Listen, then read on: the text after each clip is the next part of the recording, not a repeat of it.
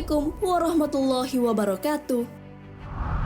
Sahabat beriman, ada banyak malaikat yang ada. Mereka memiliki tugas masing-masing.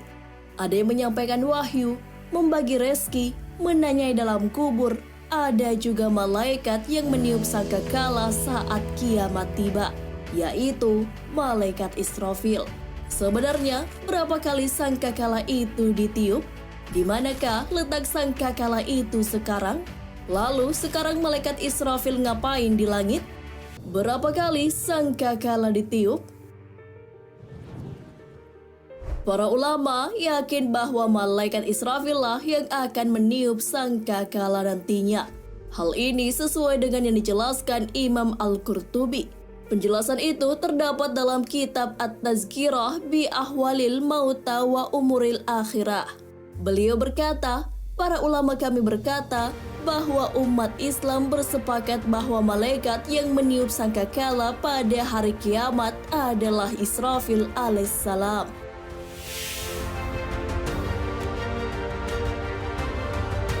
Datangnya kiamat ditandai dengan tiupan sangkakala. Sangkakala nantinya akan ditiup sebanyak 3 kali. Tiupan pertama menggoncangkan langit dan bumi. Tiupan kedua sebagai pertanda manusia dibangkitkan kembali. Kemudian tiupan ketiga untuk mengumpulkan manusia di padang mahsyar. Tahapan tiupan sangkakala itu sesuai dengan firman Allah Subhanahu wa Ta'ala. Dan ingatlah, hari ketika ditiup sangkakala, maka terkejutlah segala yang di langit dan segala yang di bumi, kecuali siapa yang dikehendaki Allah. Dan mereka semua datang menghadapnya dengan merendahkan diri. Quran Surah An-Naml ayat 87.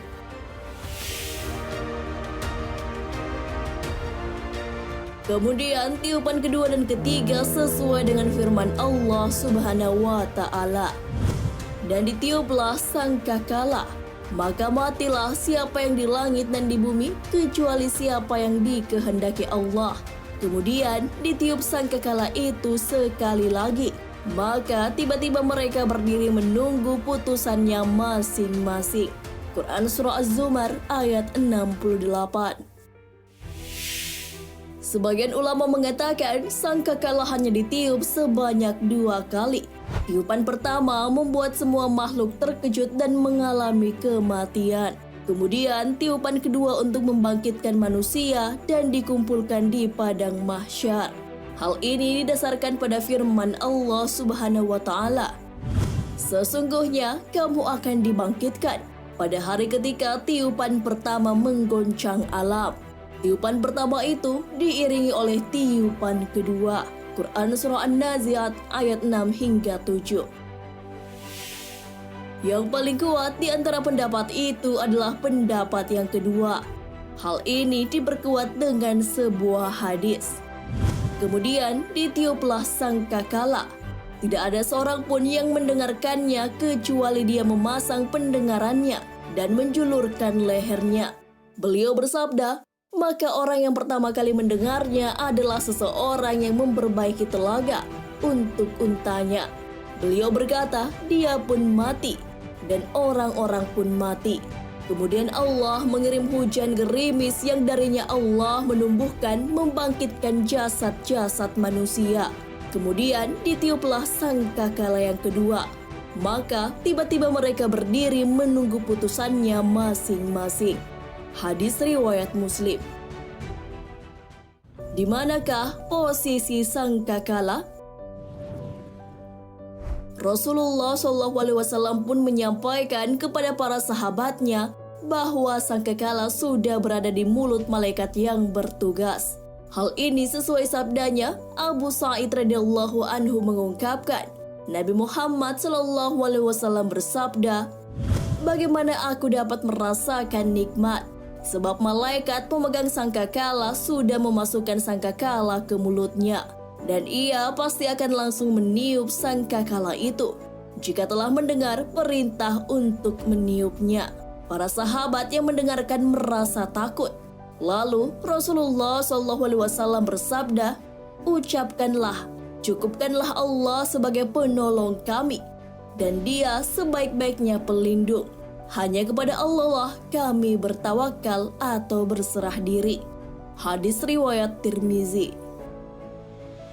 Jadi, apa yang dilakukan malaikat Israfil di langit sebelum kiamat terjadi? Sebelum kiamat ada beberapa hal yang menjadi tugas malaikat Israfil. Hal ini dijelaskan Imam Abdurrahim bin Ahmad dalam kitab Syarah Daqaiqul Akhbar. Abdullah bin Abbas radhiyallahu anhu menjelaskan bahwa malaikat Israfil memohon kepada Allah Subhanahu wa taala untuk diberikan kekuatan 7 langit. Allah Subhanahu wa taala pun mengabulkan permohonan malaikatnya. Tak hanya itu, Allah Subhanahu wa taala juga memberikan kekuatan 7 bumi, kekuatan angin, kekuatan gunung, dan kekuatan sesuatu yang berat. Malaikat Israfil juga menemani malaikat-malaikat lain bertasbih kepada Allah Subhanahu wa taala.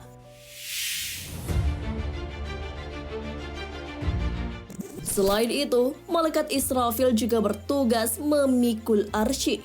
Hal ini sesuai dengan yang tertulis dalam Syarah Al-Aqidah Al-Wasithiyah. Syekh Muhammad bin Shalih Al-Utsaimin menyebutkan bahwa yang kedua adalah malaikat Israfil yang diberi tugas meniup sangkakala, dan dia juga salah satu malaikat yang memikul arsy. Tahukah kamu apa yang dilakukan malaikat pemikul arsy? Ternyata mereka berdoa untuk orang-orang yang beriman. Hal ini sesuai firman Allah Subhanahu wa taala.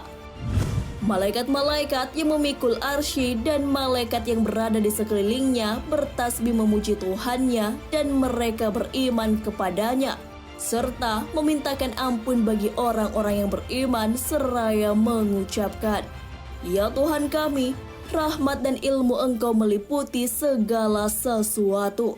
Maka berilah ampunan kepada orang-orang yang bertaubat dan mengikuti jalan Engkau, dan peliharalah mereka dari siksaan neraka yang menyala-nyala.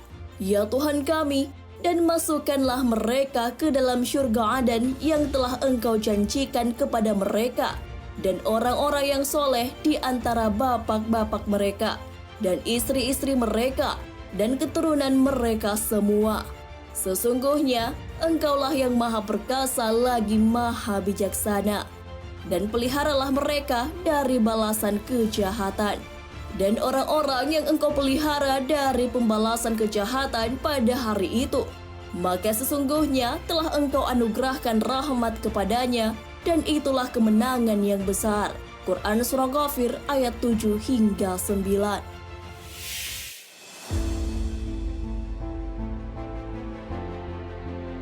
Nah, sahabat beriman, itulah penjelasan mengenai tugas malaikat Israfil.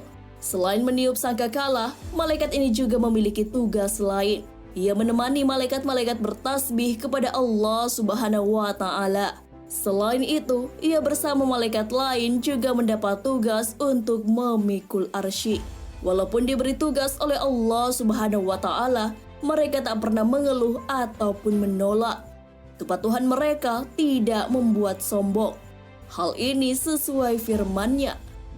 Dan kepada Allah sajalah bersujud segala apa yang berada di langit dan semua makhluk yang melata di bumi, dan juga para malaikat. Sedang mereka malaikat tidak menyombongkan diri. Quran Surah An-Nahl ayat 49. Wallahu a'lam bishawab.